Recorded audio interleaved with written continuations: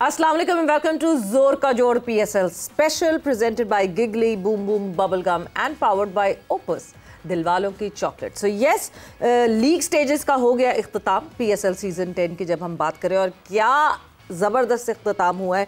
Because जब Islamabad United की बात करते हैं, बहुत सारे लोग ये सोच रहे थे they peak at the wrong time, और 5 मैचेस जीतने के बाद 5 आउट ऑफ 5 के बाद जो है उनसे कोई मैच जीता नहीं जा रहा था। मगर कल मेरे ख्याल से ये गैप उनके लिए भी फ़ायदेमंद साबित हुआ है। कल Sahibzada Farhan and Alex Hales ने जिस तरह धुआंधार बैटिंग की है, एंड उसके बाद तो it was never looking back, और जिस तरह की एक स्कोर सेट करके सामने रखा, तो यस, फिर उनको बिल्कुल जो बड़े मार्जिन से जीतना था और अपने आप को सेकंड पोजीशन पे लाके प्लेस करना था, वो करने में इस्लामाबाद यूनाइटेड कामयाब हुआ। So yes, the top 4 are with us. हमें पता है कि कौन सी वो टीम्स हैं, सो उसके हवाले से तो बात करेंगे, साथ ही साथ बांग्लादेश सीरीज़ के हवाले से भी बात होगी कि क्या फाइनलाइजेशन हुई, क्या गुफ्तगू हुई, मोहसिन नकवी साहब को क्यों फ़ौरन दुबई जाना पड़ा, उसके हवाले से बात करेंगे। मैं हूँ सवेरा पाशा और मेरे साथ मौजूद है हाफिज़ मोहम्मद इमरान। और बिल्कुल सवेरा, जैसे आपने जिक्र किया बांग्लादेश की सीरीज़ का, तो जिस तरीके से हंगामी तौर पर आपने कहा, तो यकीनी तौर पर ये कहीं ना कहीं सरहद पार से कुछ हुआ है। साजिशों का सिलसिला जारी है, और ये वो साजिशें हैं जो बरसों से पाकिस्तान को खेलों की दुनिया में और बिलखुसूस क्रिकेट की दुनिया में तनहा करने के लिए भारत की तरफ से जारी हैं। लेकिन इन तमाम साजिशों का पाकिस्तान ने हमेशा से मुकाबला किया। जैसे कल भी जिक्र हुआ था कि पाकिस्तान एक इकलौता मुल्क है जिसने भारत के साथ क्रिकेट नहीं खेली, उसके बावजूद पाकिस्तान की क्रिकेट आज भी अपने सफ़र पर आगे बढ़ रही है, कारकर्दगी अपनी जगह पर है। लेकिन ये याद रखिएगा कि आज का इंडिया जो कि खेल अमन का और दोस्ती का पैगाम देते हैं, लेकिन आज का इंडिया जो है ये खेल दुश्मन है। और नरेंद्र मोदी का इंडिया खेलों का दुश्मन है, अमन का दुश्मन है, मोहब्बत का दुश्मन है। नरेंद्र मोदी का इंडिया दुनिया में अमन का दुश्मन है। नरेंद्र मोदी का इंडिया पाकिस्तान का दुश्मन है, और पाकिस्तान ने हर सतह पर, हर महाज पर उसका जवाब भी दिया है। और आपको ये मई तो कभी भी नहीं भूलेगा। और इंशाअल्लाह ताला ये जो बांग्लादेश वाला मामला हो रहा है, वो पाकिस्तान आ रहे हैं खेलने के लिए, ये भी आपको एक और जवाब है। तो याद रखिएगा, आने वाले दिनों में भी पाकिस्तान हर जगह पर आपका मुकाबला भी करेगा, और पाकिस्तान हर जगह पर आपको फिक्स भी करेगा, हमेशा की तरह से। बात को यहीं से आगे बढ़ाते हैं। पाकिस्तान के टेस्ट क्रिकेटर अब्दुल रऊफ साहब हमारे साथ मौजूद हैं। अब्दुल रऊफ साहब, बांग्लादेश पाकिस्तान आ रहा है, वैसे आम दिनों में हो सकता है ये कोई बड़ी बात ना होती, लेकिन जिस तरह के हालात हैं और जिस तरह से अचानक, जैसे सवेरा ने जिक्र किया कि मोहसिन नकवी साहब चेयरमैन पाकिस्तान क्रिकेट बोर्ड, उनको हंगामी तौर पर मुत्तहिदा अरब अमारात का दौरा करना पड़ा इस दौरे को यकीनी बनाने के लिए। अच्छा, एक मैं आपसे क्वेश्चन पूछूंगा कि क्या कट ऑफ हुए मैचेस, जो 5 मैचेस हुए बांग्लादेश के? 5 में से 3। 5 में से 3, और वो भी सारे के सारे स्टेडियम शिफ्ट हो गए हैं। हाँ, मेरा ख्याल है कि थोड़ा सा इशू डेफिनेट आ रहे हैं, और जो आपने बात किया बिल्कुल ठीक है। और मेरा ख्याल है कि इस खित्ते को अब जंग से निकल के अमन की तरफ जाना चाहिए, और स्पेशली जिस तरह के खेलों के मैदानों में इसको लेकर आ रहे हैं आप सियासत को, और जिस तरीके से ICC का जो सरबराह है जय शाह, जिस तरह से वो इसको फ़रोग दे रहा है सियासत को खेलों में, और पाकिस्तान के ख़िलाफ़ जिस तरह का उसने स्टेटमेंट दिया है, वो इंतहाई शर्मनाक किस्म का स्टेटमेंट है। और मेरा ख्याल है कि उसी की एक कड़ी है कि आपका जो चेयरमैन है उसको जाना पड़ा है दुबई में, और डेफिनेट वो बांग्लादेश क्रिकेट बोर्ड से भी वो वहाँ पे बात करेंगे। मगर मैं पहले इस पर आऊँगा कि आप इंटरनेशनल क्रिकेट काउंसिल, क्योंकि उसमें जितने भी पार्टिसिपेटिंग मेम्बर्स हैं, जो चेयरमैन है या जो प्रेसिडेंट है इंटरनेशनल क्रिकेट काउंसिल का, उसका ये ड्यूटी है, उसका ये काम है कि सारे पार्टिसिपेटिंग मेंबर्स का वो ख्याल रखे। जब चेयरमैन ये बात करेगा, जंग की बात करेगा कि इनको मार दो या इनके खिलाफ जंग करो, इनको इस तरह करो, इनको इस तरह करो, तो फिर उस आदमी को चेयरमैनशिप पर रहने का कोई राइट नहीं है। मेरा ख्याल है कि जो सबसे पहला काम पाकिस्तान क्रिकेट बोर्ड को करना चाहिए, वो इसके खिलाफ एक लॉबिंग करनी चाहिए इंटरनेशनल क्रिकेट में, जो बाकी कंट्रीज़ हैं उनको साथ मिला के। क्योंकि ये आदमी, आप जानते हैं कि जो अमित शाह इसका बाप है, जो इंटीरियर मिनिस्टर भी है इंडिया के, और वो राइट हैंड है मोदी के। तो ये लोग क्रिकेट को प्रमोट नहीं करना चाहते, स्पोर्ट्स को प्रमोट नहीं करना चाहते, बल्कि ये स्पोर्ट्स का खाना ख़राब करना चाह रहे हैं इस पूरे खित्ते में भी।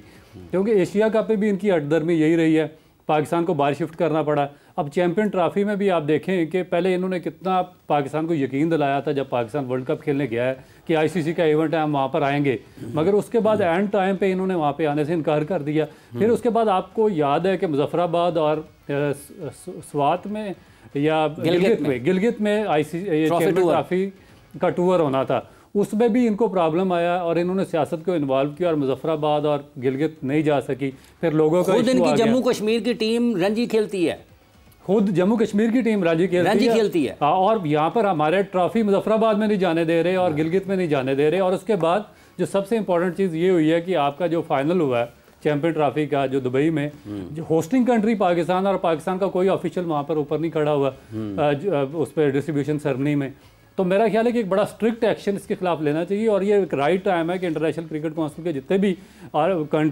मेंबर्स हैं उनको साथ लेके इसके खिलाफ एक लॉबिंग करनी चाहिए। और ये शख्स मेरे ख्याल के मुताबिक तो बिल्कुल ये डिजर्व नहीं करता इंटरनेशनल क्रिकेट काउंसिल की चेयरमैनशिप के लिए। इसको फिल फॉर इस ओहदे से हटाया जाए और किसी न्यूट्रल आदमी को, चाहे वो किसी भी कंट्री का है, चाहे वो श्रीलंका का, जिम्बाब्वे का, बांग्लादेश का, कहीं का भी है, उसको इंटरनेशनल क्रिकेट काउंसिल का चेयरमैन लगाया जाए। ये आदमी बिल्कुल डिजर्व, मतलब आपके ख्याल में गैर मुतासिब, गैर जानिबदार और वो शख्स जो खेल की फलाह की बात करे, खेल के फ़रोग की बात करे, ना कि खेलों के जरिए सियासत को परवान चढ़ाए, उसको नहीं होना चाहिए वहाँ। बिल्कुल नहीं होना चाहिए। देखें ना कि आईसीसी का मकसद क्या है, जितने भी आपके एफिलिएटेड कंट्रीज़ हैं वहाँ पर स्पोर्ट्स को फ़रोग देना, क्रिकेट को फ़रोग देना, जो छोटे कंट्रीज़ हैं उनको साथ लेकर चलना, उनको स्टेब्लिश करना, उनका डोमेस्टिक जो इंफ्रास्ट्रक्चर है उसको बिल्ड करना, बजाय इसके कि आपका जब इंटरनेशनल क्रिकेट काउंसिल का चेयरमैन ही जंग के फेवर में बयान दे रहा हो कि ये हमारा दुश्मन है, इसको मार दो, इसको ये कर दो, इसको वो कर दो।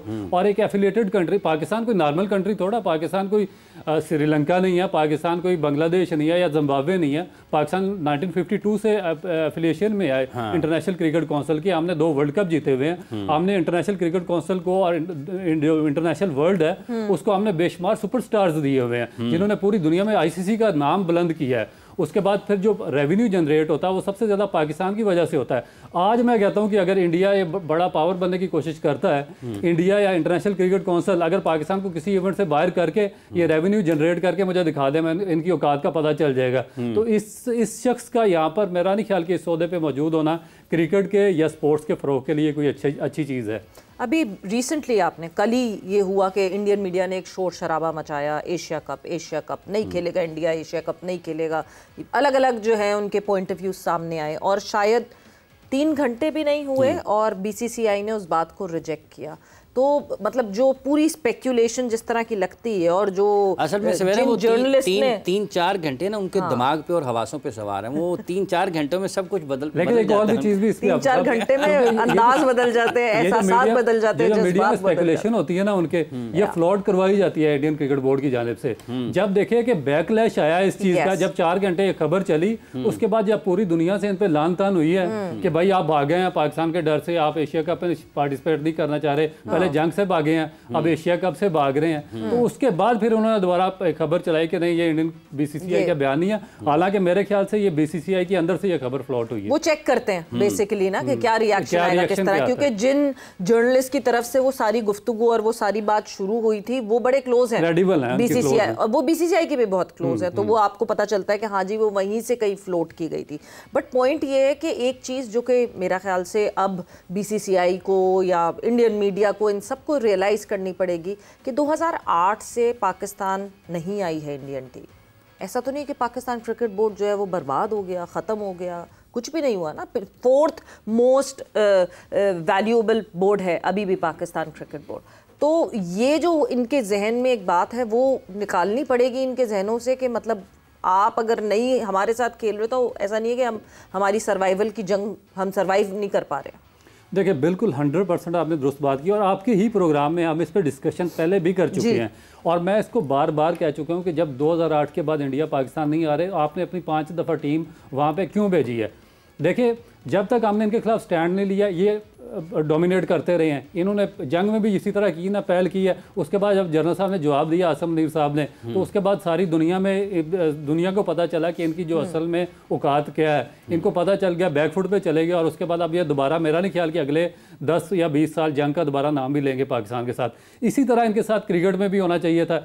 इनको किसी सूरत भी पाकिस्तान क्रिकेट बोर्ड को पहले ना तो इनको बिग 3 के लिए वोट देना चाहिए था, फिर अगर बिग 3 की गलती हो भी गई तो फिर इनके साथ जो MOU इन्होंने साइन किया था उसको रिटन एग्रीमेंट होना चाहिए था, क्योंकि ये इससे भाग ना सकते ताकि। बट उस बिग 3 की गलती देखे ना सबने इवेंचुअली रियलाइज कर ली, वही इंग्लिश क्रिकेट बोर्ड, वही क्रिकेट ऑस्ट्रेलिया, उन सब ने भी रियलाइज कर लिया कि this big 3 would not go on. And I hope कि इवेंचुअली ये सब रियलाइज करें कि जो ICC की चेयरमैनशिप है उसमें जो भी शख्स हो वो न्यूट्रल होना चाहिए और न्यूट्रलिटी बहुत ज़रूरी है। वक्त एक ब्रेक का हुआ है, ब्रेक पर जा रहे हैं, ब्रेक से वापस आएंगे तो कॉन्वर्सेशन को आगे बढ़ाएंगे।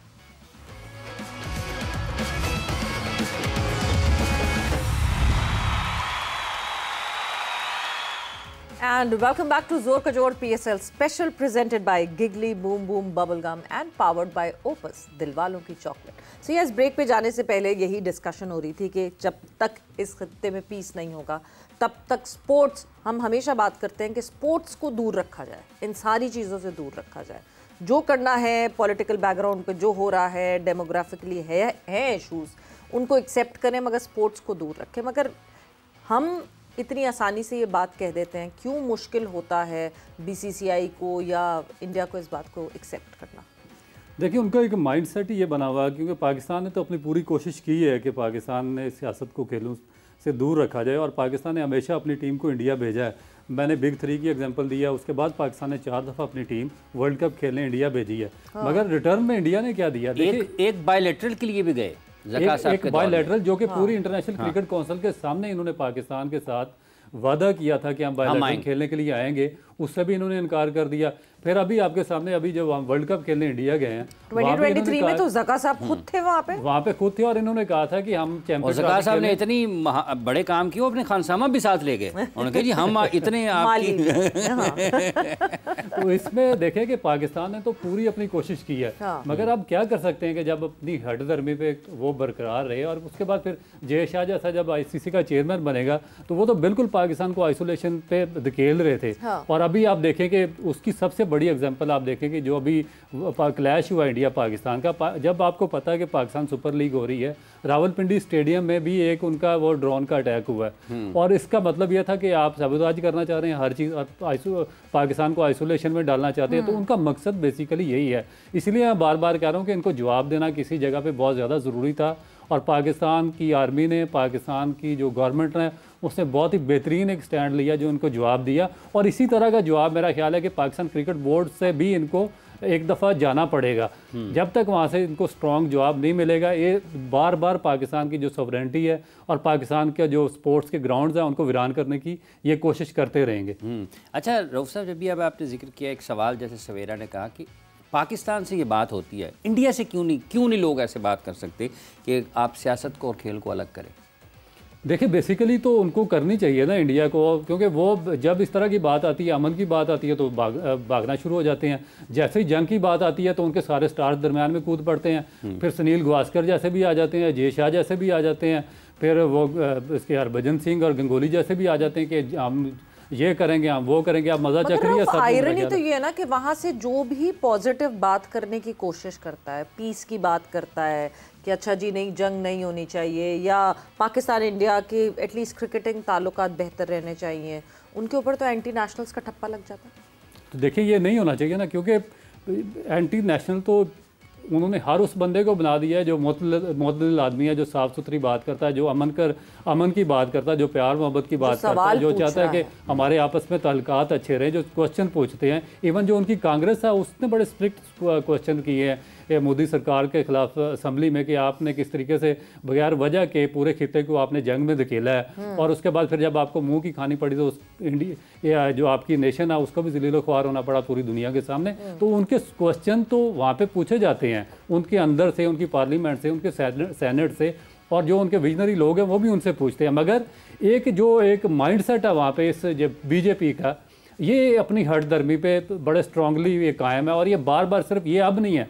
अब देखें, पीछे 370 इन्होंने जो आर्टिकल था कश्मीर से, उसका खात्मा किया, और वो वही आर्टिकल है कि जो जो डिटर्मिनेशन देती है अक़वाम मुत्तहिदा की, जो करारदादें जो कश्मीर के अवाम को देती हैं, उसका खात्मा था कि यहाँ पर देखें जिस तरह आबादी का तनासब चेंज करने के लिए इस तरह इसराइल ने फ़लस्तीन में किया कि वहाँ पर अपनी उन्होंने बस्तियाँ आबाद करना शुरू कर दी और आबादी का तनासब चेंज हो गया। इसी तरह का सेम ये, क्योंकि जो UNO की जो रेजोल्यूशंस है वो ये कहती हैं कि जो कश्मीरी है वो जो वहाँ का नेशनल है, सिर्फ वही वहाँ पर प्रॉपर्टी खरीद सकता है, कोई और बाहर से आके नहीं खरीद सकता। आर्टिकल 370 का उसको ख़त्म करने का बेसिक मकसद ही यही था कि वहाँ पर हिंदू आबादकारी की जाए, और उसके बाद फिर आबादी का तनासब चेंज किया जाए, फिर जो उनको एक सेल्फ डिटर्मिनेशन दी हुई है यूएन ने कि उनका अपना फ्लैग होगा, अपनी पार्लियामेंट होगी, अपना जस्टिस सिस्टम होगा, और जो ऑटोनोमस बॉडी होगी जो अपना खुद मुख्तारी सिस्टम खुद चलाएंगे, उसको भी ख़त्म कर दिया गया। तो ये एक इनका पूरा का पूरा एजेंडा है जिसको इन्होंने पूरी दुनिया में। इंटरनेट बंद कर दिया, मीडिया पर पाबंदियाँ लगा दी, मजहबी मुकामात के ऊपर पाबंदियाँ लगा दी, लोग नमाज़ पढ़ने के लिए जाते थे उनको मसाजिद को बंद कर दिया गया, जो इमाम बारगाहें थी उनको बंद कर दिया गया, जो मजालिस हुई मुहर्रम के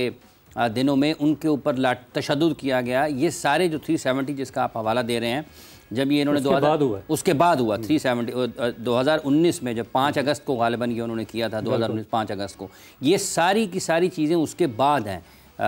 2019 के बाद इतनी ज़्यादा शिद्दत पसंदी और ऐसे था कि जेल का सामान, देखिए उन्होंने जेल का सामान बनाया ना। इस आर्टिकल को ख़त्म करने का मकसद ही यही था कि अपनी 7 लाख फौज को वहाँ पे डिप्लॉय करना, और उसके बाद जो सिविलियन सिटीज़न है, इनोसेंट लोग हैं वहाँ पर, बूढ़े बच्चे औरतें हैं, उनको पूरी दुनिया से कट ऑफ कर देना, उनकी हर चीज़ इस तरह आपने बताया कि बंद कर दी गई, और उसके बाद वहाँ पर जुल्म के इंतहाई पहाड़ तोड़े गए। बजाय इसके कि पाकिस्तान ने इस पर बड़ी स्ट्रिक्टली अपना आवाज़ उठाया है, जो कश्मीरी अवाम है उनकी स्ट्रगल के लिए पाकिस्तान उनके साथ खड़ा रहा, मगर उसके बावजूद इस गवर्नमेंट की हरदर्मी बरकरार रही। और उसके बाद एंड इन्होंने ये किया कि अब जो LOC पे इन्होंने फायरिंग की और पाकिस्तान में मिसाइल बरसाए हैं, फिर अब जब इनको जवाब मिला तो मेरा ख्याल है कि अब इनको थोड़ा सा सुकून आएगा अगले 8-10 साल के लिए। जब कश्मीर की बात होती है तो रऊफ के असल में दिल से बात निकलती है।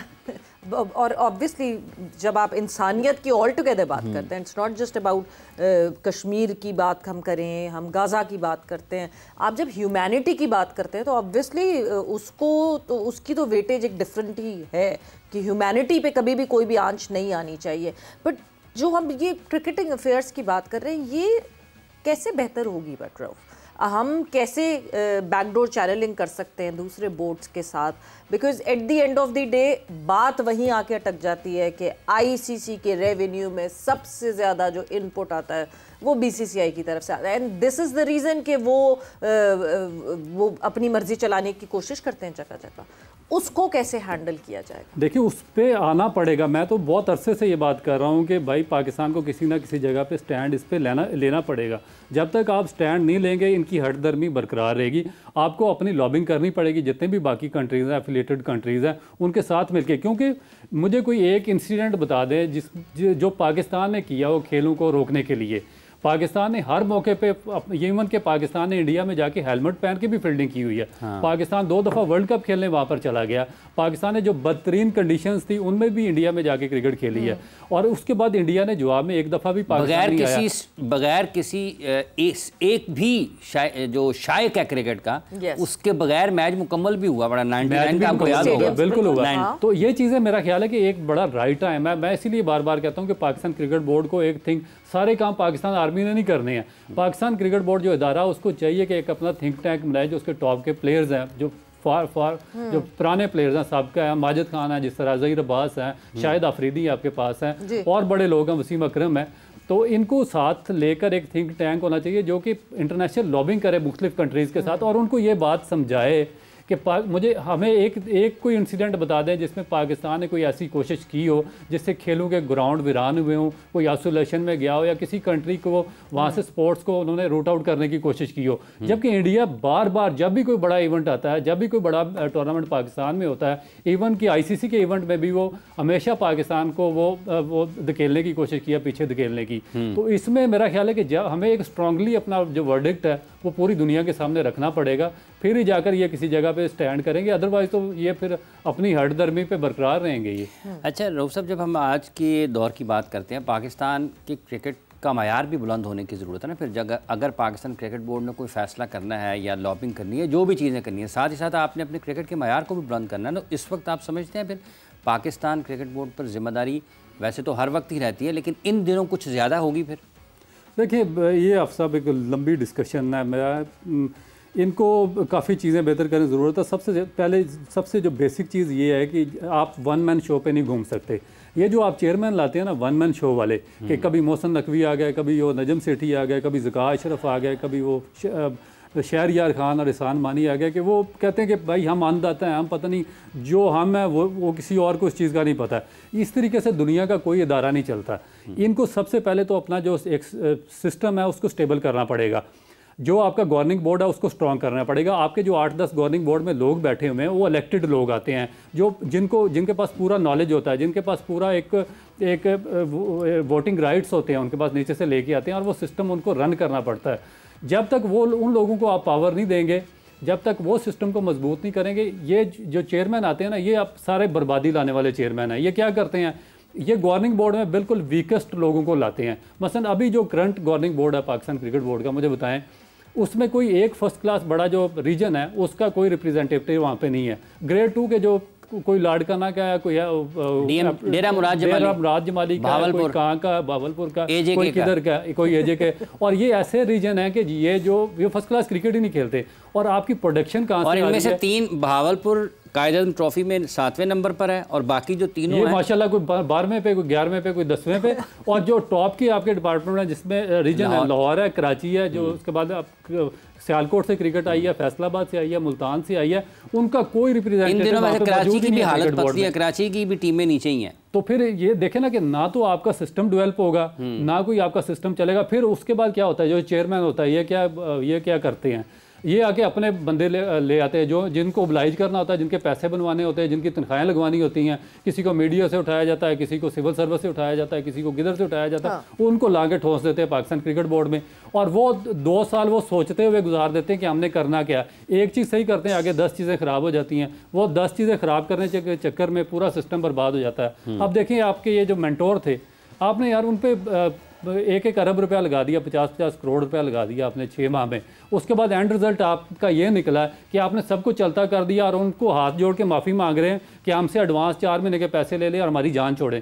तो जब आप इस तरह के मदद का खेज किस्म के फैसले करेंगे तो फिर आपकी क्रिकेट जो जिस तरह आपने बात की है कि डेवलपमेंट नहीं होगी, जब आपकी क्रिकेट का डोमेस्टिक ढांचा स्ट्रॉन्ग नहीं होगा तो आप फिर इंटरनेशनल में आपकी रिप्रेजेंटेशन बिल्कुल लो लेवल की होगी। तो इसका मतलब ये कि जो सबसे पहले शायद गवर्निंग बोर्ड में तब्दीली आप कहते हैं कि होनी चाहिए, चीज़ ये है जो वॉचडॉग बने और वो देखे कि कोई चीज़ गलत ना हो। बिल्कुल असल चीज़ यही है, क्योंकि जो गवर्निंग बोर्ड होता है ना, बेसिकली गवर्निंग बोर्ड के जो नुमाइंदे होते हैं वो जाते हैं बिल्कुल लोकल लेवल पे। उनको डिस्ट्रिक्ट का भी पता होता है, उनको सिटी का भी पता होता है, उनको रीजन का भी पता होता है, उनको प्रोविंस का भी पता होता है। वो वहाँ से वोट लेके इलेक्ट होके आए होते हैं, उन्होंने पूरा सिस्टम वहाँ पर चलाया होता है और उनको एक एक चीज़ का इन एंड आउट्स का पता होता है कि कौन सी चीज़ सही है, कौन सी रॉन्ग है। फिर उसके बाद जब वो पावरफुल बन के इसमें आते हैं, क्रिकेट बोर्ड में आते हैं, तो क्योंकि उन्होंने एक लंबा सिस्टम रन किया होता है तो वो फिर वहाँ पे बेहतर डिसीजन ले सकते हैं, क्योंकि 30-35 साल से उनकी मजबूत जड़ें सिस्टम के साथ होती हैं। फिर वो उनको ही चाहिए कि director domestic, director international, director academies, bowling coach, batting coach, जो आपके हाई परफॉर्मेंस कोचेज़ हैं, जो आपके पाकिस्तान टीम में आपने कोचेज़ लगाने हैं, वो सब की अपॉइंटमेंट्स उनसे होनी चाहिए। ये नहीं होनी चाहिए कि बाहर से आपने सिविल सर्विस से कोई बंदा पकड़ा, उसको पता ही नहीं है क्रिकेट का, उसको इंडल्ज किया और उसने सारे फैसले कर दिए। शौक है क्रिकेट का, देखें ना, शौक, मैंने क्रिकेट खेली थी जी, मुझे शौक है तो मैं ये कर दूंगा, मैं वो कर दूंगा, तो इस वजह से फिर आपका सारा मुल्तान रीजन के आप भी काफ़ी वक्त क्रिकेट खेले ना मुल्तान से। कौन? आप जी खेले आप।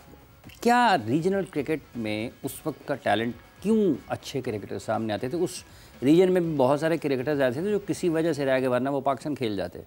देखिए इसकी आप सब बेसिक वजह ये कि जो हमारा मुल्तान रीजन था ना, वो बेसिकली कंसिस्ट करता था 14। अच्छा, बेसिक वजह जो है ना वो उसको यहाँ पे आप just hold your thought, because हमने एक ब्रेक पर जाना है और ब्रेक से वापस आके इस सवाल का भी जवाब जानेंगे, साथ ही साथ PSL 10 में जो यंग टैलेंट दिखा है उसके हवाले से भी बात करेंगे, बिकॉज ये मसाइल जब हम डिस्कस करने लगते हैं तो हम भूल जाते हैं कि PSL 10 इस वक्त जारी है। वक्त ब्रेक का हुआ है, ब्रेक पर जा रहे, ब्रेक से वापस आते कॉन्वर्जेशन को आगे बढ़ाते हैं।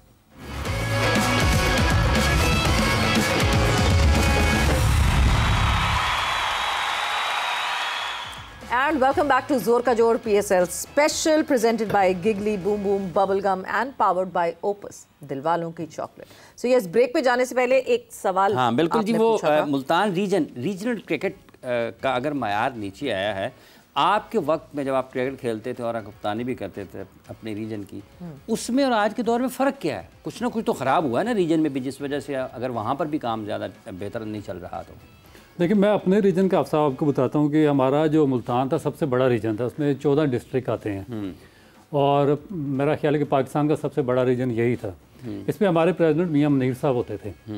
अब इशू ये है कि वहाँ पे जो आपका प्रेसिडेंट होता है वो इलेक्ट होके आया होता है, नीचे से डिस्ट्रिक्ट लेवल से वोट वगैरह लिए होते हैं। उनको पता होता है कि कौन से डिस्ट्रिक्ट में कौन सा प्लेयर अच्छा है, कौन सा परफार्मर है, फिर उन्होंने इंडिपेंडेंस दी हुई थी एज ए कैप्टन मुझे कि भाई जो मेरिट पे है वही टीम आप बनाएं। उसमें इतना ज़्यादा अमल दखल पाकिस्तान क्रिकेट बोर्ड का नहीं होता था। क्रिकेट बोर्ड का अमल दखल बहुत कम होता था। इस वजह से आपने देखा कि मैं 7-8 साल उनका कैप्टन रहा हूँ, तो वहाँ पे इरफान भी आए, वहाँ पे राहत अली भी आ गए, जुल्फ़कार बाबर भी, शुएब मसूद भी, नवीद यासीन भी, यानी कि हमारे 11 लड़के पाकिस्तान की लाइन में लगे।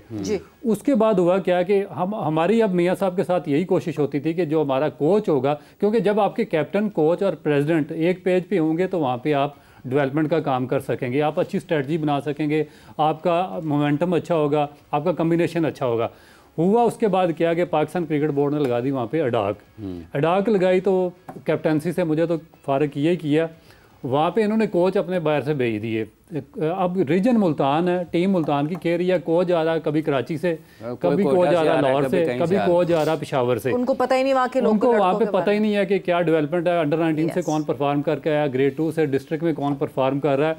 आस्ता आस्ता हुआ क्या है कि इन कोचेज़ ने इन्होंने उस रीजन को अपने हाथों में, शिकंजे में लेना शुरू कर दिया, और इन्होंने वहाँ से बाहर से जो डिस्कार्डेड प्लेयर थे, मसलन कि अगर कराची रीजन में किसी प्लेयर को नहीं खिलाता था, उसकी सिफारिश थी वो मुल्तान से जाके खेल रहा है। अगर लाहौर से किसी को बाहर निकाल दिया तो वो जाके मुल्तान में खेल रहा। अगर पेशावर में किसी की जगह नहीं बन रही, वो जाके पेशावर में खेल रहा। और एक ऐसे रीजन में खेल रहे हैं पूरे पाकिस्तान से प्लेयर आके, जिस अपने रीजन की आबादी पाकिस्तान में सबसे ज़्यादा है और वहाँ पर टैलेंट सबसे ज़्यादा था।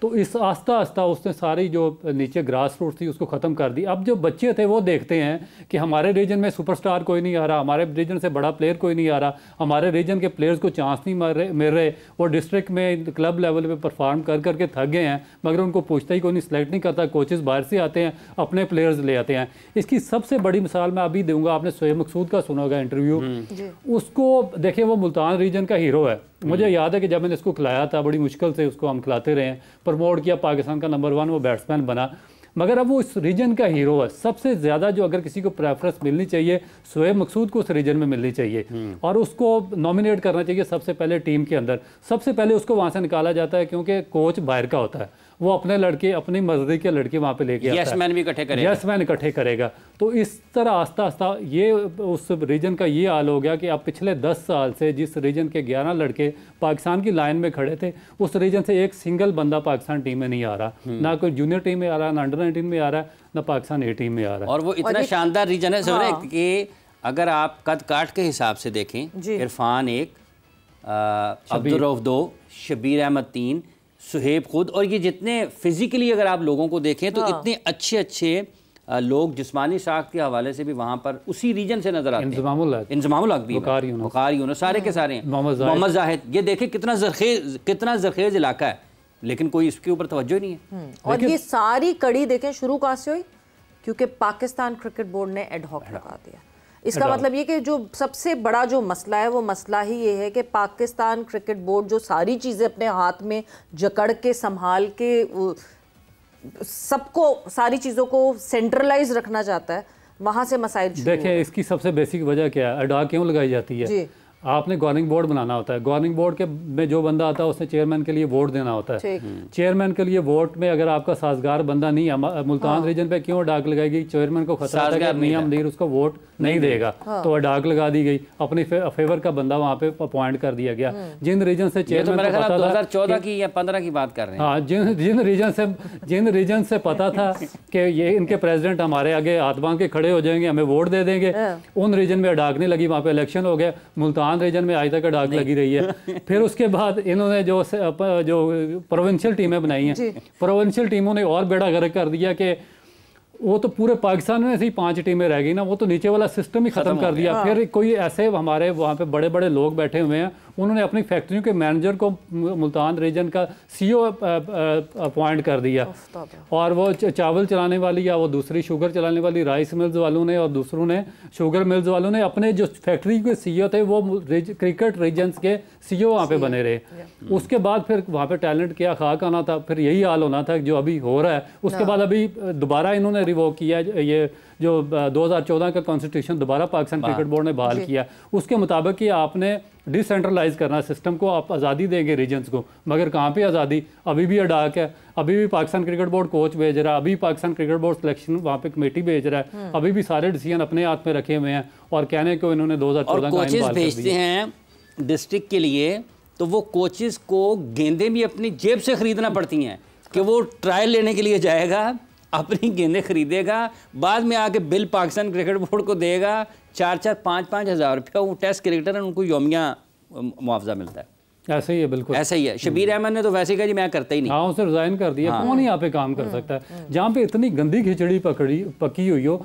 आप देखें ना, अभी ये इन्होंने डायरेक्टर चेंज किए हैं, तो वो एक पंजाबी के मिसाल मैं देना नहीं चाहता, उसका कोई फ़ायदा नहीं होगा यहाँ पे। आप देखें, जब आपने नीचे ही इतना गंद मचाया हुआ है, तो जब तक आप उसका सफाया नहीं करेंगे, आपका सिस्टम तो वहाँ पे एक कदम भी आगे नहीं बढ़ सकता। बट रऊफ, जब ये बात जो है ना, जब ये पाकिस्तान क्रिकेट बोर्ड के डिसीजन मेकर्स के सामने ये बात रखी जाती है कि डिसेंट्रलाइज करें चीज़ों को, सो वहाँ से ये आवाज़ आती है कि जब डिसेंट्रलाइज करके देखा तो बहुत लोगों ने मनमानियाँ की, और हुई मनमानियाँ over the period of time. ऐसा नहीं है कि सबने बहुत ऑनेस्टली काम किया, हुई मनमानियाँ। पार्शली पैरेलली अपने क्लब्स खोल के रखे, जो उस क्लब में जाएगा वो उस रीजन से खेलता हुआ दिखेगा, वो वहाँ का हिस्सा बन सकता है प्लेयर। उस प्लेयर के फुटप्रिंट्स कहीं नहीं मिल रहे थे, सिर्फ उस क्लब में मिल रहे थे कि हाँ जी वो उस पार्टी के क्लब में जा रहा था, इस वजह से इस तरह की भी चीज़ें हुई। उसको कैसे हैंडल करें? बिल्कुल आपने दुरुस्त कहा। और ये किसका काम था? देखें, एक बुराई के खात्मे के लिए आपने पूरी बुराई नीचे फैला दी।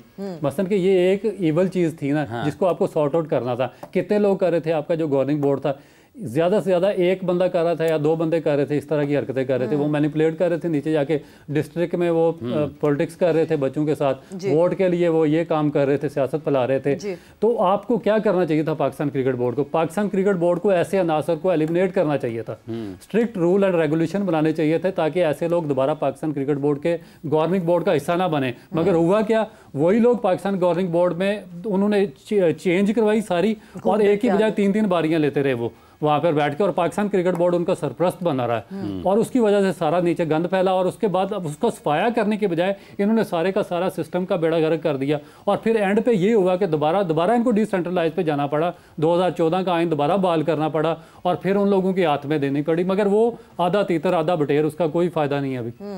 आधा तीतर आधा बटेर, फ़ायदा कोई नहीं है। लेकिन आपको लगता है कि ये इस वक्त जो पाकिस्तान क्रिकेट बोर्ड का गवर्निंग बोर्ड है, जिसमें 4 महकमा जाती हैं, 4 इलाकाई तंजीमों के सरबराहान मौजूद हैं, इसके अंदर इतनी जान है कि ये चेयरमैन क्रिकेट बोर्ड को ये कह सके कि सर ज़रा सानू 10 भी दो, है किस तरह कर रहे हो?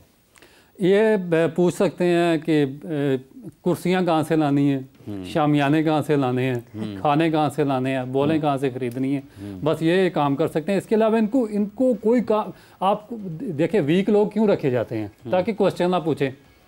जब तक आप क्वेश्चन नहीं पूछेंगे, आपका सिस्टम स्ट्रांग हो ही नहीं सकता। आप जब ये नहीं पूछ, देखें मैंने ये दौर देखा हुआ पाकिस्तान क्रिकेट बोर्ड में कि जब अगर किसी प्लेयर की सिलेक्शन होती थी ना, पाकिस्तान की 15 रुकनी टीम बहुत स्ट्रांग थी, 14 उसमें लेजेंड खेला करते थे।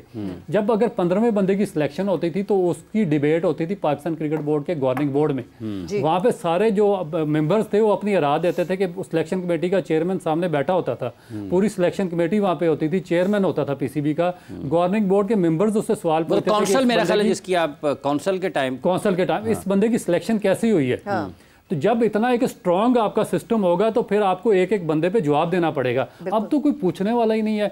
कभी किसी को उठा के पाकिस्तान टीम में लाया जाता है, कभी किसी को डायरेक्टर लगा दिया जाता है डोमेस्टिक, किसी को डायरेक्टर इंटरनेशनल, किसी को director academies, matric fail director academies लगे हुए हैं, मैट्रिक फेल कोचिंग सिस्टम चला रहे हैं पाकिस्तान क्रिकेट बोर्ड का, मैट्रिक फेल आपके पाकिस्तान टीम के कोच लगे हुए हैं, हेड कोच लगे हुए हैं। मुझे बताएं, आपने अभी ये जो अभी गोरा कोच लगाया है माइक हसन, माइक हसन कितनी क्रिकेट खेला है? कुछ भी नहीं। मगर क्योंकि इंटेलेक्चुअल आदमी है, पढ़ा लिखा बंदा, न्यूजीलैंड में उसने लंबा अरसा सर्व किया हुआ, बड़ा सक्सेसफुल कोच है, आप उसको लाए हैं। रिप्लेस किससे किया? आकिब जावेद से। एक स्ट्रेटेजिकल कोच है, एक है टेक्निकल कोच। आप देखें पाकिस्तान क्रिकेट बोर्ड एकदम छलांग मारता है, जिस तरह ये बिटकॉइन करेंसी नहीं है, ऊपर नीचे जाती है, नीचे से ऊपर, ऊपर से नीचे, इस तरह की ये छलांगे लगाता है। कि टेक्निकल कोच आकिब जावेद है, उनकी एजुकेशन नहीं है, क्रिकेट खेलें इसी बेस पे उनको हेड कोच बनाया नाम पे। अब अगर उसको रिप्लेस करना है तो किसी टेक्निकल से करें ना, क्यों नहीं कर रहे? एजुकेटेड बंदा क्यों लाया जिसकी क्रिकेट ही नहीं है, एक फर्स्ट क्लास मैच खेला हुआ है, वाई? क्यों स्ट्रेटजिकल कोच आप लाए आप? तो जो पहले इस सवाल का तो जवाब देना कि इतनी बड़ी बड़ी छलांगे मारने से पहले इतना डीपली सोचता कौन है? मुझे सबसे पहले बात बताएं, हम इतना डीपली आपने सोचते हुए किसी को देखा है? हम सिर्फ ये सोचते हैं कि लोकल या फॉरेनर, लोकल या फॉरेनर को, जो इससे ज्यादा और डीपली सोचा नहीं जाता। और जब फॉरेनर कोचेस को, दो कोचेस को, जब गैरी कर्स्टन को और गिलिस्पी को जिस वक्त टाटा बाय बाय किया, जिस वक्त उन लोगों को निकाला, उस वक्त तो ये आवाज़ आई थी, यही मैनेजमेंट थी, ये सारे वही लोग थे जिन्होंने कहा था अब हम फॉरेन कोच नहीं लाएंगे, अपने लोकल कोचेस ज़्यादा अच्छे हैं। क्या हो गया? Why change of heart? देखिए पूछना चाहिए ना, मीठा मीठा आप कड़वा कड़वा थू। जब आपको अपना फ़ायदे नज़र आएंगे आप फॉरेनर कोचेस ले आएंगे, जब आपके अपने बेनिफिट्स नहीं होंगे आप लोकल कोचेस ले आएंगे। आपने देखें कि आपने दुनिया का जो टॉप क्लास कोच है, आप जो ये है गैरी क्रिस्टन, गैरी क्रिस्टन ऐसा आदमी था, आप जो गिलेस्पी है उसको टेक्निकल कोच कह सकते हैं कि उसकी एजुकेशन उस लेवल की नहीं है, उस म्यार का आदमी नहीं था जिस लेवल का गैरी क्रिस्टन है। मगर गैरी क्रिस्टन को आपको सैक कर कैसे सकते हैं? मेरी तो समझ से बाहर है कि वो टेक्निकल भी है, स्ट्रेटजिकल कोच भी है, एजुकेटेड भी है। वो तो कोचिंग प्रोग्राम चलाता, वो आगे कोचेस को ट्रेन करता, वो हाईली एजुकेटेड है, उसने कुछ 100 टेस्ट मैचेस खेले हुए हैं, वो तो एक्सट्रीम लेवल का कोच है। जिस इदारे के साथ गैरी क्रिस्टन जैसा शख्स नहीं चल सकता, उसकी क्रेडिबिलिटी क्या हो सकती है? मुझे ये बताएं। वहाँ पे क्रेडिबिलिटी फिर यही होगी, मैट्रिक फेल को उठा के लगा दें, मैट्रिक पास को उठा के लगा दें। अभी ये अभी ड्रामे लगाए हैं इन्होंने, ये बॉलिंग कोच, बैटिंग कोच और ये वो आगे पीछे सब अंडर मैट्रिक या मैट्रिक फेल, मैट्रिक पास होंगे। ये तो इनको तो पता ही नहीं है कि करना क्या, हमने सिस्टम को आगे रन कैसे करना है। ना इनको पता नीचे डोमेस्टिक सिस्टम कैसे चलाना, ना इनको पता इंफ्रास्ट्रक्चर कैसे बेहतर करना है, स्कूल का सिस्टम कैसे चलाना है, यूनिवर्सिटी का कैसे चलाना है, आपका जो फर्स्ट क्लास का इंफ्रास्ट्रक्चर है उसको कैसे बेहतर करना है। वो स्कूल क्रिकेट करा रहे हैं जुनैद जिया साहब, खासी उसके ऊपर मेहनत करने की कोशिश करते रहते हैं। वो जब से PCB में आए कोई ना कोई स्कूल का निज़ाम सामने रखते हैं। इस दिनों भी वो रजिस्ट्रेशन वगैरह शुरू कर रखी है उन्होंने। पिछले मैं 10 साल से सुन रहा हूँ कि रजिस्ट्रेशन अभी तक कंप्लीट नहीं स्कूलों की, तो इन्होंने करवाना बहुत ज़्यादा है ना वो। ये तो मुझे पूछ लेते हैं कि मैं सारी ज़िंदगी, मैं पाकिस्तान यूनिवर्सिटी ग्रांट्स कमीशन का मैं कप्तान रहा हूँ कितना अरसा, गवर्नमेंट कॉलेज से मैं खेला हूँ, बाकी कॉलेज वगैरह यूनिवर्सिटी वगैरह मैं खेलता रहा हूँ। मुझसे पूछ लेते हैं यूनिवर्सिटी का टूर्नामेंट कैसे करवाना है, इनको मैं 15 मिनट में बना के दे देता सारा डाटा कि फ़लाने कॉलेज है, फ़लानी यूनिवर्सिटी है, इस तरह इंटर यूनिवर्सिटी करवानी है, इस तरह यूनिवर्सिटी ग्रांट्स कमीशन की टीम बनानी है। तो इनसे तो 5 सालों से अभी तक ये नहीं फाइनलाइज हुआ कि हमने कि स्कूल का प्रोग्राम कैसे बनाना है, कॉलेज का कैसे बनाना है, यूनिवर्सिटीज़ की क्रिकेट कैसे चलानी है। आप देखें कि ये अभी फर्स्ट क्लास हुई है आपकी, एक दिन पहले यूनिवर्सिटी ग्रांट्स कमीशन के ट्रायल हुए और उसको पार्टिसिपेट करवा दिया फर्स्ट क्लास में। दुनिया का मुझे बताएं कोई इदारा इस तरह करता है कि एक दिन पहले आप टीम बना के उसको पार्टिसिपेट करवा रहे हैं और फिर ड्यूरिंग द टूर्नामेंट उनको अलाउड कर रहे हैं कि दूसरे डिपार्टमेंट से खेल सकते हैं। अच्छा रऊफ, जब हम ये PSL की बात करते हैं तो साथ ही साथ इसके कुछ नया आपको नज़र आया इसमें बेहतर, कुछ अच्छे खिलाड़ी जिनको आप ये कह सकें कि इनके ऊपर मेहनत करने की ज़रूरत है, ये पाकिस्तान का मुस्तकबिल हैं, असासा बन सकते हैं? देखिए अली रज़ा वो एक्सेप्शनल टैलेंट है, वो आउटस्टैंडिंग, अब शावर से वो खेलते हैं, वो एक पाथवे का सिस्टम का भी हिस्सा है पाकिस्तान क्रिकेट बोर्ड के, मगर थोड़ा सा जो उन पे काम होना चाहिए था वो उस तरीके से हो नहीं रहा। जब जिस एंगल से वो बॉलिंग करते हैं वो एंगल अभी तक बाहर से और ज़बरदस्ती उनको अंदर लाना पड़ता है, और पिछले 4 साल से मैं देख रहा हूँ कि वो उसी तरीके से बॉलिंग कर रहे हैं। तो ये काम होता है कि जो आपके हाईली क्वालिफाइड कोचेज़ होते हैं कि जब आपके पास कोई हाईली टैलेंटेड यंगस्टर आता है, अली रज़ा एक जगह पे बहुत अच्छा बॉल उनका गिरता है, बड़ा हैवी बॉल सा होता है। लेकिन वो इशू ये है कि जब वो टेस्ट मैचेस आप उनको खिलाएंगे या वनडे में लेकर आएंगे या लंबी क्रिकेट फर्स्ट क्लास खेलेंगे, तो फिर जो एंगल उनका थोड़ा सा वो होता है अंदर को, जो उसको ज़बरदस्ती करने की कोशिश करते हैं, उसमें फिर उनका प्रॉब्लम आएगा, जिस तरह खुर्रम शहजाद का आया। क्योंकि खुर्रम शहजाद को भी 8-10 साल से देख रहा हूँ, उसका भी वो उन्होंने चेंज नहीं करवाया। एक तो अली रज़ा आउटस्टैंडिंग प्रॉस्पेक्ट है, मेरा ख्याल है कि उनको बड़े अच्छे तरीके से यूटिलाइज करना चाहिए। और ये तो टेक्निकल नर्चरिंग आपने उनकी बता दी, फिजिकल नर्चरिंग भी होनी चाहिए। फिज़िकल देखें कि जो आपके टीम है, न्यूट्रिशन किस किस्म के हैं, उनको एजुकेट करना पड़ेगा कि भाई आपने कितने कार्बोहाइड्रेट्स लेने हैं या आपकी प्रोटीन कितनी होनी चाहिए, फैट लेवल आपकी बॉडी का क्या होना चाहिए, क्योंकि अभी बड़े पेटीट से हैं अभी। हाँ, लीन बॉडी मास, ये नेचुरल अच्छा है उनके, लीन बॉडी जो उनका मैस है वो डेवलप अच्छा हुआ है, तो उस पर थोड़ा सा और उनको फिजिकली उनके, ताकि ये जो मसल की ग्रोथ ज़्यादा ना हो, लीन बॉडी ही रहे मगर उसमें स्ट्रेंथ इतनी रहे कि वो आगे जाके कम्पीट कर सके। तो ये बेसिक चीज़ है, अगर इस पर काम किया तो ये आगे चल के बड़ा अच्छा एक पाकिस्तान के लिए पोटेंशियल साबित होंगे। दूसरे मास सदाकत बहुत अच्छे हैं, क्योंकि ये जो अभी फर्स्ट क्लास सीज़न हुआ इसमें भी ये मेरा सेकंड टॉप स्कोरर थे पेशावर से। तो क्योंकि इन्होंने PSL में भी स्कोर किया और यहाँ भी इन्होंने उसमें फर्स्ट क्लास में भी स्कोर किया, तो ख्वाजा नाफे ने बहुत ज़्यादा इम्प्रूव किया। हाँ, ये जो 3 लड़के हैं इनमें मेरा ख्याल है कि काफ़ी ज़्यादा पोटेंशियल है। अच्छा, ये हारिस जो पहले खेले हुए हैं पाकिस्तान के लिए, जैसे हारिस हो गए, साइम अयूब हो गए, या हसन नवाज़ का बैटिंग ऑर्डर चेंज हुआ तो उनकी कारकर्दगी बदली है, इस बारे में आपकी क्या राय है? हसन नवाज़ से अगर आप शुरू करते हैं। देखिए, इनको मेरा ख्याल है कि साइकोलॉजिकल थोड़ी सी अपब्रिंगिंग की ज़रूरत है। ये जो हारिस, ये जो विकेट की मोहम्मद हारिस, क्योंकि बाज़ प्लेयर ऐसे होते हैं कि उनको टेक्निक की ज़रूरत होती है, बाज़ को होती है इसकी न्यूट्रिशन वगैरह की, डाइट वगैरह की, बाज़ को बायोमैकेनिक्स उनके चेंज करने होते हैं, और बाज़ का दिमागी जो कंडीशंस होती है उनको ठीक करने की बहुत अशद ज़रूरत होती है। तो आपके पास साइकोलॉजिकल अच्छे कोचेज़ वगैरह एक्सपर्ट होने चाहिए जो इनके साथ बैठ के बात कर सकें कि भाई आपने मेंटली अपने आप को किस तरह किसके डाइवेट करना है, क्योंकि ये ऐसे प्लेयर हैं कि ये किसी टाइम भी मैच चेंज कर सकते हैं, मगर वो match change once in a blue moon होता है, एक दफ़ा होता है, और 10 दफ़ा इनका फेलियर हो जाता है।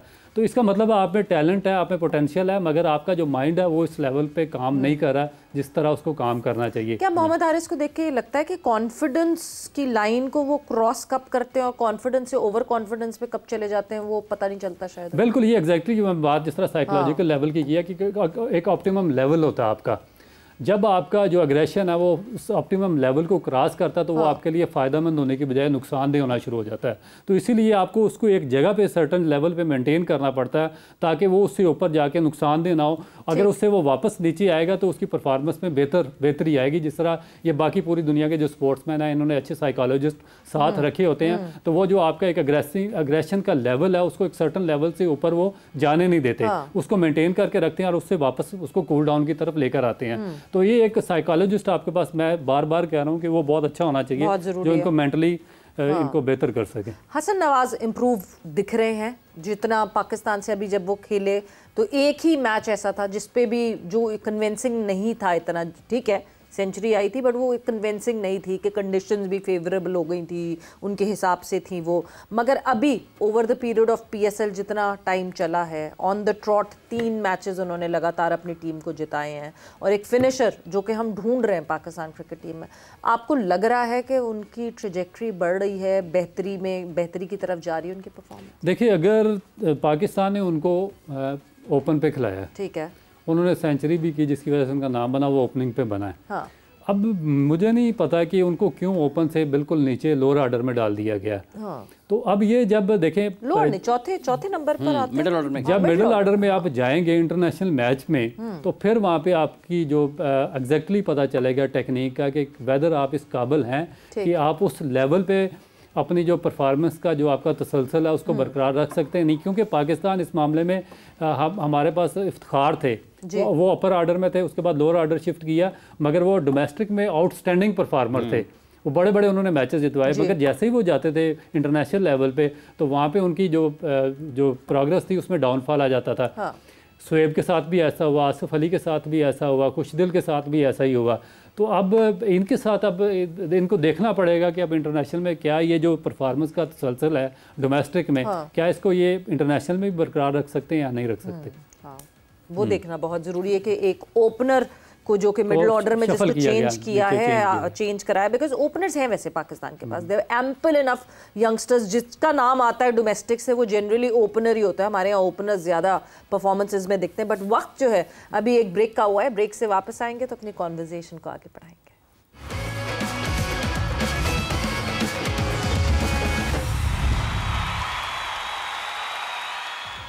And welcome back to Zor Ka Jod PSL special presented by Giggly Boom Boom Bubblegum and powered by Opus दिलवालों की चॉकलेट।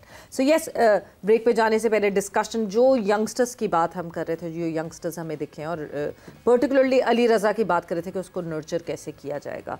अदर देन दैट आपने अभी 3 नाम और इसके अलावा आपको कोई दिखता है कि यंगस्टर ऐसा, क्योंकि हम बॉलर्स तो देखते हैं PSL में रेगुलरिटी में होता है कि हाँ जी पाकिस्तान के बॉलर्स टॉप विकेट टेकर्स भी दिख रहे होते हैं, मगर बैटर्स नहीं दिखे हमें बहुत अरसे से, और इस दफ़ा इस PSL में बैटर्स दिखना शुरू हुए। देखिए, ये एक अच्छी चीज़ है कि मास सदाकत जो मुझे अच्छी लगी है वो ये है कि उन्होंने क्योंकि मैं जो एक बैट्समैन है उसकी टेक्निक या उसका जो टेस्ट होता है असल, वो फर्स्ट क्लास क्रिकेट होती है। क्योंकि जब वो फर्स्ट क्लास क्रिकेट में परफॉर्म करेगा तो फिर उसके बारे में आप कह सकते हैं कि वो इंटरनेशनल पे थोड़ा सा वो सरवाइव कर सकेगा। तो फर्स्ट क्लास क्रिकेट जिस स्टैंडर्ड की हुई है इस दफ़ा, मतलब उसके बाद हम कैसे कह सकते हैं कि first class cricket would be the par? मतलब ये चैंपियंस कप के चक्कर में जो इन्होंने कायदे आज़म ट्रॉफी का हाल किया है, वो तो अभी उसको एज पार रख सकते हैं क्या?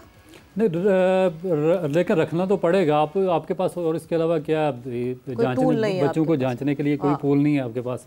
तो जिस तरह का भी आपका लूला लंगड़ा सिस्टम आपने चलाया है, तो उसमें फिर यही है कि आपको जिस तरह माज सदाकत है, इन्होंने जो आपका पीछे पैटर्न ट्रॉफी हुई है, इसमें ये पेशावर रीजन से टॉप स्कोरर रहे हैं, सेकंड टॉप स्कोरर। और उन्होंने फाइनल में सेंचुरी भी किया सियालकोट के खिलाफ। तो उसमें मेरा ख्याल है कि उसके बाद दोबारा पीएसएल में इन्होंने परफॉर्म किया। तो इसका मतलब है कि टेक्निकली भी ठीक है, और उसके बाद जो यहाँ पे पीएसएल का शॉर्ट फॉर्मेट है उसमें भी उसने परफॉर्म करके दिखाया। टेम्परामेंट भी चेक हुआ, जिस तरह साहिबजादा फरहान है वो, क्योंकि उन्होंने भी एक तो फर्स्ट क्लास में परफॉर्म किया, फिर जितने भी आपके लोकल टूर्नामेंट हुए डोमेस्टिक के उनमें परफॉर्म किया। अभी वो जो पीएसएल है उसके भी टॉप स्कोरर हैं। तो ये एक अच्छी चीज़ है। इसमें थोड़ा जो पाकिस्तान की सिलेक्शन कमेटी है या क्रिकेट बोर्ड है उसको टाइम देना पड़ेगा, क्योंकि जब आपके पास साहिबजादा फरहान जैसे प्लेयर्स आते हैं जो कि कंसिस्टेंट परफॉर्मर होते हैं पिछले 3-4 साल के, आप उनको शफलिंग करके इस तरह ड्रॉप नहीं कर सकते कि एक मैच में आपने अपनी जगह पे भी तो खिलाएंगे ना, जगह पे खिलाएं। जिस तरह आपने हसीबुल्ला खान है, वो बड़ी एग्जांपल है एक आपके पास कि हसीबुल्ला खान पाकिस्तान जो डोमेस्टिक में वो ओपन कर रहा है, फर्स्ट क्लास में ओपन कर रहा है। वो जब पाकिस्तान टीम में आया तो कभी उसको नंबर 6 पे, कभी नंबर 5 पे, और कभी कहाँ पे बाहर बिठा रहे हैं, फिर उसको ड्रॉप कर दिया गया। इसी तरह साहिबजादा फरहान का इशू है कि उसको भी इसी तरीके से आपने नंबर 6 पे, नंबर 5 पे, नंबर 4 पे खिलाते रहे हैं, तो फिर उसको ड्रॉप कर दिया। अब दोबारा परफॉर्म करके आया। तो मेरा ख्याल है कि माज सदाकत या अजान अवैस एक लड़का है सियालकोट का 500 वाला, ये अच्छी है। अगर इनको आप इनके नंबर पे खिलाएं। दूसरा जो सबसे इंपॉर्टेंट चीज़ है, अजान अवैस वो जिनकी जगह शुएब मलिक शुएब मलिक के लिए थे, ख्वाजा नाफे, उनमें बहुत ज़्यादा इंप्रूवमेंट आई है, क्योंकि उसको देख के मुझे खुशी हुई है। उसमें नेचुरल टैलेंट था, उसने परफॉर्म भी किया, और उसके बाद अब ये इस सीज़न में उनमें काफ़ी ज़्यादा मैच्योरिटी आई है, और उसने टेक्निक वाइज उसने अपने आप को काफ़ी उस पर काम किया है। तो ये 2-4 लड़के इनको साथ लेके मेरा ख्याल है कि अगर अच्छा, ये जो जैसे अभी जिक्र कर रहे हैं, ये बैटिंग में भी टैलेंट नज़र आ रहा है, फास्ट बॉलिंग में भी नज़र आ रहा है। अजान अवैस जो लॉन्ग फॉर्मेट है इसमें भी खेल रहे हैं, माज सदाकत का आपने जिक्र किया। तो ये सारे लड़के, आपको लगता है कि फिर ये ए टीम पाकिस्तान की, इसका फौरी तौर पर कुछ डिज़ाइन होना चाहिए कि अगर ये फारिग हैं तो इन सबको इकट्ठा किया जाए अगर ये पाकिस्तान की टीम में नहीं आते हैं? देखिए, डेफिनेट, क्योंकि आपका जो पाथवे आपका वो अंडर 19 है और पाकिस्तान की ये टीम है। तो ये एक आपके पास ऐसा एक प्लेटफॉर्म है जिस पे आप जो जितने भी आपके यंगस्टर्स होते हैं उनकी आप परफॉर्मेंस को जज कर सकते हैं। अगर अंडर 19 में अगर जो फॉरेनर टूर्स आते हैं या दूसरी टीमें आती हैं, उनके खिलाफ आपके बच्चे परफॉर्म करते हैं। जिस तरह अली रज़ा सबसे एक ग्लिटरिंग एग्जांपल है, वर्ल्ड कप में आउटस्टैंडिंग उसने परफॉर्म किया। तो अब उसको कैरी ऑन करना चाहिए था पाकिस्तान ए टीम के साथ। तो फिर आस्ता आस्ता उसको with the passage of the time Pakistan का हिस्सा बनाते। इसी तरह जिस तरह ये ख्वाजा नाफे हैं या माज सदाकत है, अजान अवैस है आपके पास, या ये दूसरे प्लेयर्स हैं, तो इनको भी आपको पाकिस्तान ए टीम के लगातार टूर करवाने चाहिए। मगर अनफॉर्चुनेटली पाकिस्तान ए टूर पे बहुत ज़्यादा फोकस नहीं है पाकिस्तान क्रिकेट बोर्ड का, और इसके इतने ज़्यादा ना तो कंपटीशन होते हैं, ना फॉरेन टूर्स होते हैं, ना बाहर की अच्छी टीमें पाकिस्तान की टूर पे आती हैं। तो इस वजह से हमारे पास सिर्फ एक ही प्लेटफॉर्म रह जाता है प्लेयर्स को जांचने का कि हम उसको फर्स्ट क्लास से डायरेक्ट पाकिस्तान की टीम में लाते हैं। तो वहाँ पे अगर वो परफॉर्म नहीं करता, क्योंकि पूरी आवाम एक मीडिया पे देख रही होती है, तो फिर वहाँ से उसको हम गायब कर देते हैं। तो ये प्लेटफॉर्म बेस्ट है जो पाकिस्तान ए टीम का। अच्छा, अभी जो है अब रिसेंटली, क्योंकि अब बांग्लादेश की हम बात करें कि बांग्लादेश वो टूर पाकिस्तान 3 T20s खेलने के लिए बांग्लादेश पाकिस्तान आएगा, क्या टीम देखते हैं आप? बिकॉज हम सब अब इसी बात का वेट कर रहे हैं कि कब स्क्वाड अनाउंस होगा, कब बांग्लादेश के लिए जो है टीम का ऐलान होगा। बहुत लोगों का मानना है कि हाँ जी, the top 5 players of Pakistan उनको नहीं खेलना चाहिए। अभी जो द टॉप 5 सीनियर्स जो हैं वो साइड पे बैठे हैं, वो ना खेलें। बाकी हमें टैलेंट दिख रहा है, वो लड़के उसमें अच्छा है, खेलें, घर पे खेलें, ज़्यादा कॉन्फिडेंस भी मिलेगा इन लड़कों को। What's your take? देखिए, पीएसएल आपकी हो रही है, ठीक है, आपके पास टीम सेलेक्ट करने के लिए सबसे जो आइडियल प्लेटफॉर्म यही है। पीएसएल की परफॉर्मेंस पे देखेंगे। ठीक। इसमें अगर आप बैटिंग में देखते हैं तो साहिबजादा फरहान आपको पहले नंबर पे नजर आएंगे। ठीक है। उस्मान खान जो पीछे 3 साल से आपका पार्ट एंड पार्सल रहे हैं, वो आपको किसी जगह पे नज़र नहीं आ रहे। हसन नवाज और के टीम में फिर नज़र आ जाए। उसके बाद दूसरे रिजवान नंबर 3 पे आपको नज़र आ रहे हैं बैटिंग में। फिर फ़खर जमान जो कि आपके T20 का पार्ट नहीं थे। रिजवान, आप मोहम्मद रिजवान की बात? मोहम्मद रिजवान नंबर 3 या नंबर 4 पे हैं। 4 पे मोहम्मद रिजवान है, हाईएस्ट रन स्कोरर्स में। और उसके बाद नंबर फिर मैं सॉरी आपको यहाँ पे रोकूंगी, हाईएस्ट रन स्कोरर, यही तो मसला है पाकिस्तान टीम का। हाईएस्ट रन स्कोरर का क्या करना जब टीम जो है 2 नंबर लेके बैठी हुई है खाली? फिर where does he stand if he is the highest run scorer और उनकी टीम कहीं पे नहीं है? हमेशा पाकिस्तान में मसला तो यही रहा, नंबर 1 का प्लेयर, नंबर 1 का T20 बैटर हमारे पास, नंबर 1 का T20 बॉलर हमारे पास, टीम का 6ठे नंबर पर। What's the point? ये इसका ये होगा कि आप देखें, आप जो सिलेक्शन कमेटी नहीं बनेगी ना, उसका आती टेस्ट शुरू हो जाएगा। आया एक तो उन पर प्रेशर ये होगा कि ये जो आपके PSL के परफार्मर हैं, जिनमें आपके जो बॉलर्स हैं उनमें आपके आ जाते हैं अब्बास अफरीदी शुरू में आ जाते हैं, उसमें फ़हीम अशरफ भी ऊपर है, शादाब खान भी ऊपर है उसमें बॉलिंग में, और उसके बाद आपके खुरम शहजाद भी हैं जो आपके जिनको आप करंट टूर पे लेकर गए थे, जिस तरह मोहम्मद अली हैं या बाकी लड़के हैं, वो आपको जांदाद खान है, वो आपको कहीं रैंकिंग में नज़र नहीं आ रहे PSL में। ठीक है, उसके बाद जो आपके 2 प्रीमियर फास्ट बॉलर हैं, हारिस रऊफ और शाहीन अफरीदी, वो भी बॉटम पे आपको नज़र आ रहे हैं। अब ये एक बड़ा एक रियल टेस्ट होगा आपकी सिलेक्शन कमेटी का, जो बेचारे अभी आके चार्ज संभालेंगे। वेदर के वो PSL की परफॉर्मेंस पे पिक करेंगे, जो लास्ट 2 साल की पाकिस्तान की इंटरनेशनल परफॉर्मेंस है उस पर टीम को पिक करेंगे, या वो नामों पे पिक करेंगे जिस तरह मोहम्मद रिजवान नंबर 4 पे हैं, फ़खर जमान नंबर 3 पे हैं, साहिबजादा फरहान नंबर 1 पे हैं, जो आपके करंट प्लेयर हैं उस्मान खान कहीं भी आपको नज़र नहीं आ रहे, जो आपके बाबर आजम है वो भी डाउन है, बिल्कुल उसमें नीचे हैं। फिर हसन नवाज, उसको शफल करके आपने ओपन से उसको नंबर 5 पे लेकर आ गए हैं। तो इस तरह ये अच्छा ये ज़रा बताइएगा, जैसे हम आप एक खाका बना रहे हैं, आपने फ़खर जमान का भी नाम लिया, साहिबजादा फरहान भी हैं, फिर साइम अयूब की भी वापसी हो गई है। अगर हम ओपन, हसन नवाज़ को हमने ओपनर बनाया था, न्यूजीलैंड में खेले थे वो, वैसे थे ओपनर, अब वो निचले नंबरों पर उनकी परफॉर्मेंसेज हैं। तो अगर एक वो भी है उस्मान खान, 2 वर्ल्ड कप भी खेल, हाँ उस्मान खान 2 ICC के कंपनसेशन में उनको मेरे ख्याल से रखते हैं। तो ये जो ओपनिंग का है पाकिस्तान की, आपको किस तरफ आप अपने ख्याल के मुताबिक किस तरफ जाना चाहेंगे? साइम हैं, फ़खर हैं, साहिबजादा फरहान हैं, your 3 openers for the squad in short. देखें, नंबर 1 पे साहिबजादा फरहान, ठीक है, नंबर 2 साइम अयूब, ठीक है, नंबर 3 पे आप फ़खर जमान को लाएं, आप उसको नंबर 3 भी खिला नंबर 3 पे। उसके बाद सलमान आगा आपके आ जाएंगे, और फिर आप नीचे 1-2 और यंगस्टर्स को, मेरा ख्याल में अगर ख्वाजा नाफे को साथ लेके थोड़ा सा बोल्ड डिसीजन इनको लेना पड़ेगा। अगर वो फॉर्म में है, उसने टेक्निकली अच्छा परफॉर्म किया, साउंड नज़र आया, तो उसको भी साथ रखिए। और अगर मास सदाकत को भी बांग्लादेश के खिलाफ चांस देते हैं तो कोई मजायका नहीं है, क्योंकि अगर आपने लॉन्ग टर्म प्लानिंग करनी है ना एक विजन सामने रख के बड़े इवेंट्स के लिए, तो फिर आपको इन यंगस्टर्स को एक राइट टाइम है, इनको अपॉर्चुनिटी आपको देनी पड़ेगी और बोल्ड डिसीजन लेना पड़ेगा, क्योंकि अगर अपने ही मुल्क में जो क्रिकेट हो रही है उसमें बोल्ड डिसीजन नहीं लेंगे तो फिर ऑस्ट्रेलिया लेकर जाएंगे और ऑस्ट्रेलिया में जाके खिलाएंगे। तो बिल्कुल ये बोल्ड डिसीजन लेना जरूरी है। एंड एशिया कप से पहले एक्सपेरिमेंट्स करने का बहुत मौका है, बहुत टाइम है, वो एक्सपेरिमेंट जितने करने इंशाल्लाह जब एशिया कप होगा तो एशिया कप में आपको पता चल जाएगा, लिटमस टेस्ट हो जाएगा इन लड़कों का। But with that thank you Rauf, बहुत बहुत शुक्रिया फॉर बीइंग हियर। वक्त यहाँ पे जोर का जोड़ का ख़त्म हो गया है, एंड आज क्योंकि PSL में ब्रेक है सो नो मैचेस, मगर कल से मेला सजने वाला है लाहौर में। So just stay tune with जोर का जोड़ PSL। सवीरा पाशा को और हाफिज़ इमरान को इजाज़त दीजिए, अपना बहुत ख्याल रखिएगा, टेक केयर, बाय बाय, अल्लाह हाफिज़।